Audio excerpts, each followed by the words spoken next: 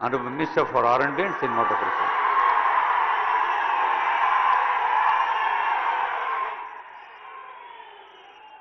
సభాధ్యక్షులు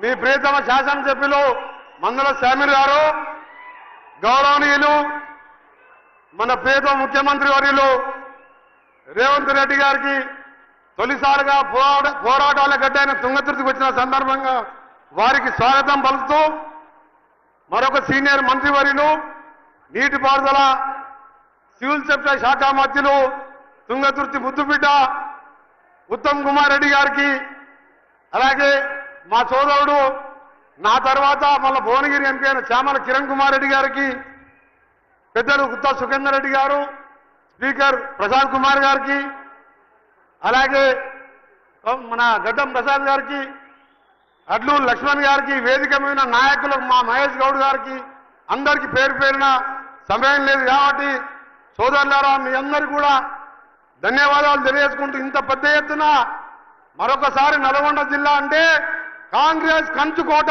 అని చెప్పి నిరూపించి ఇంత పెద్ద ఎత్తున మీకు, దాంతోపాటు గతంలో తుంగతుర్తిలో రైతాంగ పోరాటం కానీ, రజాకారులకు వ్యతిరేకంగా జరిగిన పోరాటం కానీ, ఆ తర్వాత కాంగ్రెస్ కంచుకోటగా నాడు ఎమ్మెల్యేగా జిల్లాలోనే ఒక్కడే ఉన్న మన ఆర్ దామోదర్ రెడ్డి గారు ఆ రోజుల్లో ఈ ప్రాంతంలో కాంగ్రెస్ పార్టీ కాపాడడం జరిగింది.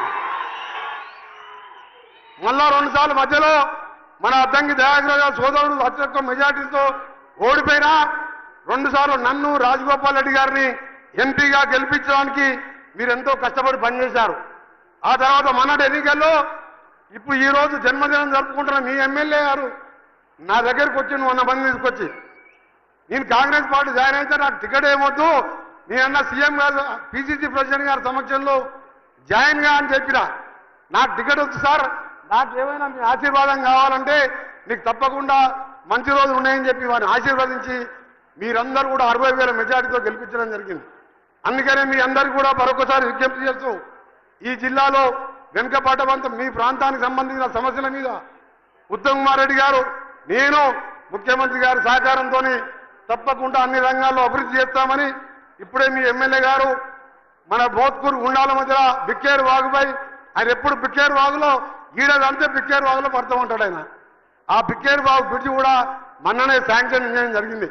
నిన్న ముఖ్యమంత్రి గారు చెప్తే ఆర్ఎన్బి ఆఫీసులు ఆర్ఎన్బి డిపార్ట్మెంట్ నుంచి అర్వపల్లి నాగారంలో police station MRO MDO office కూడా 11 కోట్లతోని ఈ రోజే శాంక్షన్ కూడా చేయడం జరిగింది.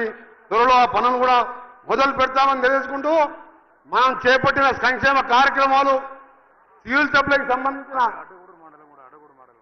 అడ్డగూడు మాడులోది, అలాగే బొల్లంపల్లి నుంచి బొల్లంపల్లి రోడ్డు తప్పకుండా వెంటనే శాంక్షన్ చేస్తాం.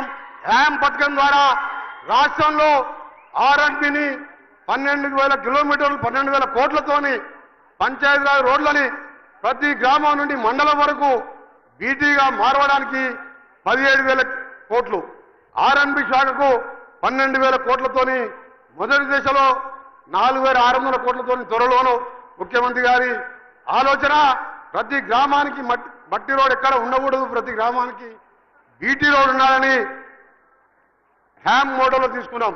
అందుకనే మీరు ఇవాళ ఇందిరమ్మ ఇల్లు చూస్తున్న 12 ఏళ్ల కింద ఒక్క ఇల్లు కట్టలే, ఒక్క రేషన్ కార్డు లేదు, కరెంటు ఉచితంగా ఇచ్చేది లేదు. తెలంగాణ వచ్చిన వారి కోసం, పేద ప్రజల కోసం ఇందిరమ్మ రాజ్యం ప్రజాపాలన తెస్తామని ఆ రోజు ముఖ్యమంత్రి గారితో సహా ఇలా మంత్రులందరినీ కూడా 24 గంటలు కష్టపడుతున్నాం. ముఖ్యమంత్రి గారి నాయకత్వంలో మీరు వచ్చే స్థానిక ఎన్నికల్లో కూడా 100% మనం కాంగ్రెస్ పార్టీ అభ్యర్థులను మీరందరూ కూడా ఏ విధంగా ఎమ్మెల్యేని గెలిపించిందో, ఎంపీని గెలిపించిందో, ఎప్పుడు ఎన్నికలు వచ్చినా గెలిపియాలి. మనం చేసే పథకాలు ఓట్ల కోసం కాదు. తెలంగాణ ఇచ్చిన సోనియా గాంధీ దేవతలాగా ఆంధ్రాలో మొత్తం పార్టీ మర్చిపోయింది, ఒక్క వార్డు మెంబర్ లేడు. ఎందుకు ఇచ్చింది? 4 కోట్ల పేద ప్రజల కోసం. ఆ రోజు ఇందిరమ్మ గరీబా హటావా అంటే అదే సోనియమ్మ మన్మోహన్ సింగ్ ప్రధానమంత్రిగా ఉపాధి హామీ 100 రోజుల కూలీ పెట్టి ఇలా పేదవాడు 2 పూటలు అన్నం తింటున్నాడు. రాజశేఖర రెడ్డి గారు 2004లో ముఖ్యమంత్రిగా ₹1,00,000 20 ఏళ్ల కింద ఇందిరమ్మ ఇల్లుకు ఊరికి 100-200 ఇల్లు కడితే ఇలా రేవంత్ రెడ్డి గారు అలాగే మన ప్రభుత్వం 5 లక్షలతో ఇండ్లు కూడా పునాదులు వేసుకుంటున్నాం.